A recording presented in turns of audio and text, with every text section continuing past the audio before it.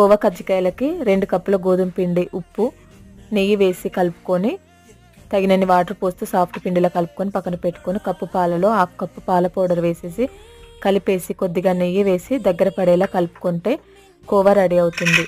బాదము, జీడిపప్పు, పిస్తా వేసి ఇలా క్రష్ చేసుకొని పక్కన పెట్టేసుకొని నెయ్యి తీసుకొని అందులో డ్రై ఫ్రూట్స్ వేసేసి కొబ్బరి పొడి వేసి స్టవ్ ఆఫ్ చేసేసి కోవా వేసి కలిపేసుకోవాలి. షుగర్లో యాలకులు వేసి గ్రైండ్ చేసుకొని కలిపేసుకొని పక్కన పెట్టేసుకోవాలి. గోధుమ పిండి తీసుకొని చపాతీ రోల్ చేసుకొని దానిని కజ్జికాయలు చేసే చెక్కలో వేసేసి ఇలా స్టఫింగ్ చేసేసి దాన్ని నీటితో అంచులు తడిపి క్లోజ్ చేసేసుకొని ఎక్స్ట్రా పిండి తీసేసుకుంటే కజ్జికాయలు రెడీ అవుతాయి. ఇలా గజ్జల చెక్క ఉంటే ఈజీగా రెడీ చేసుకోవచ్చు.